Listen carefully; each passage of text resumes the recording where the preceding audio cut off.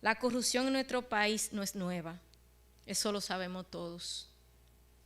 A pesar de que en las mediciones de cada año quedábamos en los peores lugares de los países con más corrupción, en la agenda de la dirigencia política el tema siempre estaba ausente o solo era utilizado con fines exclusivamente políticos. Esa es una realidad innegable.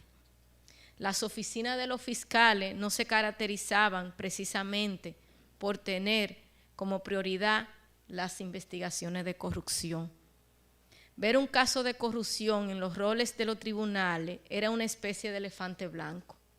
Y cuando solían ser llevados en alguna excepción, por lo general, los imputados terminaban beneficiados con la jurisprudencia de la corrupción. Frase que acuñé a partir de la realidad que viví en el 2005, en ocasión del caso conocido como Educación, y no me refiero a la investigación que tenemos en la actualidad en curso. Reitero, un caso del 2005 que conocí entonces siendo fiscal adjunta en Santiago, pero volví a vivir esa misma experiencia en el 2010 con el caso de aduanas y en el 2014 con el exministro de Obras Públicas, en el que el imputado terminó con un archivo y la fiscal terminó siendo acusada. En todos estos casos hice una búsqueda de la jurisprudencia y el resultado fue decepcionante. Lo que encontré fue una jurisprudencia que en términos generales estaba llena de cambios de criterios, de inobservancia a los estándares de valoración de la prueba y de una irracionalidad tan palpable que hacía evidente que el resultado no había sido producto de un error judicial o una justificada variación de criterio del tribunal. Debo reconocer que estos criterios por lo general solo tienen aplicación para el caso de corrupción. No existían antes y no permanecen para otros.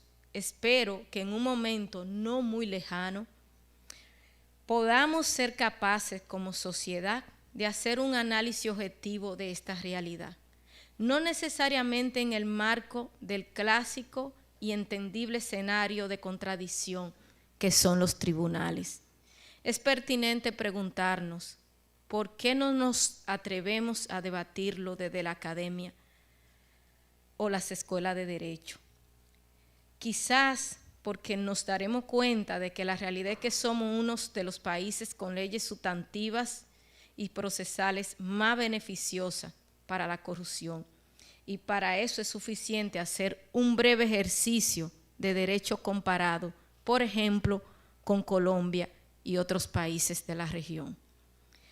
Por las funciones que habíamos tenido dentro del Ministerio Público, desde el 2005 intentamos llevar algunos de los casos, de los escasos procesos de corrupción que se dejaba en la Fiscalía, ya que es sabido que los casos de corrupción se llevan por una procuraduría especializada.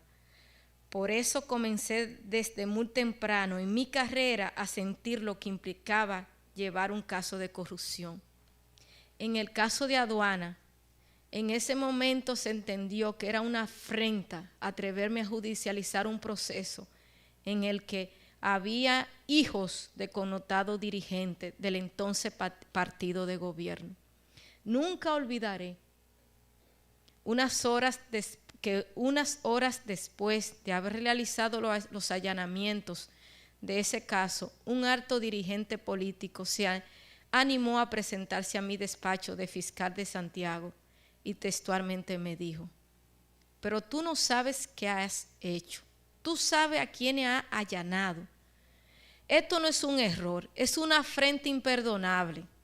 Y tú no tienes la fortaleza ni el arraigo político, porque ni siquiera sabes buscar un voto, cosa en la que tenía razón.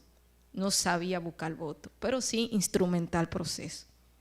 Y me dijo: pero si no solicitas medida, quizá yo pueda evitar que el partido no te la cobre.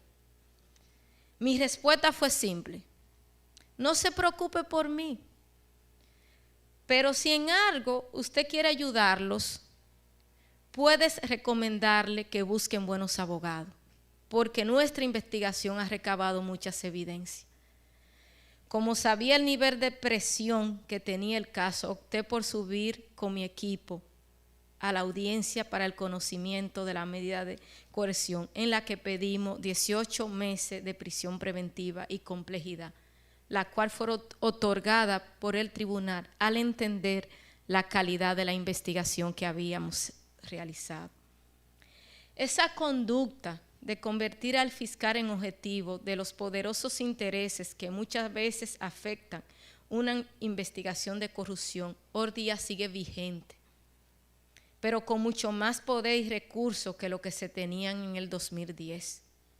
Eso es algo que este equipo, bajo la dirección de la Procuradora General Miriam Germán Brito, a quien reconocemos y agradecemos estar al frente de nuestra institución, tiene más que claro. Como dijo Gandhi, no vamos a disculparnos por hacer lo correcto. Para el 16 de agosto del 2020, la PEC era un equipo de apenas 6 fiscales, sin recursos y con las manos atadas para investigar la corrupción. Una realidad que no era novedosa, pero que había indudablemente se había impactado por el hecho de que la corrupción había penetrado al Ministerio Público hasta sus más altas instancias, en un vergonzoso entramado corrupto en el que desde adentro se persiguió a los fiscales que no accedieron a ser parte de ese esquema. La corrupción desde el Ministerio Público nos laceró y dañó mucho, pero la hemos reconocido, perseguido penalmente y judicializado conforme a lo que establece el Estado de Derecho. Y se sigue investigando, a diferencia de otros que prefieren ocultarla bajo el cliché de que cada cuestionamiento es populismo penal. Pero tenemos claro que no es populismo penal, es corrupción y la obligación es detenerla y tomar la medida del lugar. Lo otro es complicidad por omisión. El que no quiera que lo cuestione ni rendir cuentas no puede ser servidor público. Recientemente cuestionamos a un procesado y le preguntábamos por qué accedió a pagar soborno y por qué no había denunciado la extorsión. Y esta persona respondió: ¿a quién usted quería que le denunciáramos que nos estaban extorsionando y exigiendo un pago de soborno, si lo estaba haciendo el propio Procurador General de la República? Esto pone de manifiesto que, si bien es cierto, todas las manifestaciones de corrupción son terribles para cualquier país, la que viene de la administración de justicia tiene un impacto devastador para toda la sociedad. Cuando el que está llamado a hacer cumplir la ley usa su poder para violarla, en su ejercicio, lacera profundamente el objetivo de la justicia. En la lucha actuar contra la corrupción debemos reconocer que el Poder Ejecutivo nunca ha intervenido en nuestro trabajo y que de hecho se han establecido recursos especiales al Ministerio Público para fortalecer la lucha anticorrupción. Eso no lo agradecemos porque es su obligación.